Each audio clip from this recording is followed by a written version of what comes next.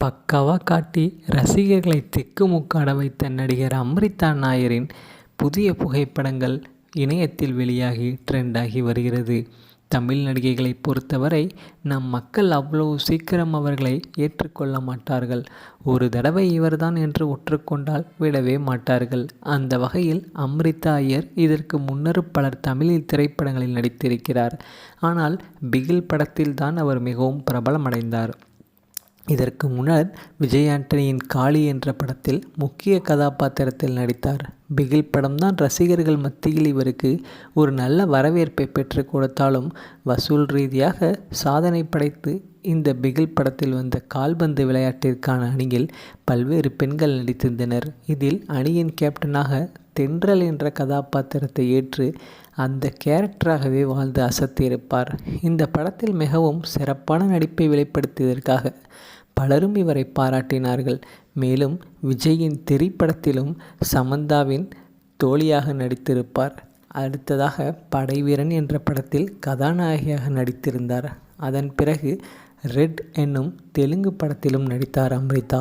தற்போது Sun TV தயாரித்த pass என்கிற பாஸ்கரன் பட இயக்குனர் ராஜேஷ் இயக்கத்தில் ஜிவி பிரகாஷ்குமார் நடிப்பில் வணக்கம் டா மாப்ள படத்தில் ஹீரோயினாக நடித்திருந்தார்.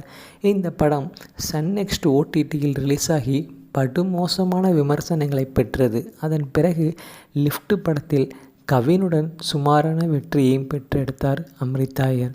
தற்போது சோஷியல் மீடியாவான இன்ஸ்டாகிராமில் தன்னுடைய கிளாமரான ஃபோட்டோக்களை வெளியிட்டு அதன் மூலம் வாய்ப்புகள் கிடைக்க ட்ரை பண்ணி வருகிறார் அம்ரிதா. இவரை பற்றி உங்களுக்கு ஏதாவது தெரிஞ்சிருந்தால் மறக்காமல் கமெண்ட் செக்ஷனில் பதிவு பண்ணிவிட்டு இந்த வீடியோவுக்கு ஒரு லைக் பட்டனை தட்டிட்டு போங்க.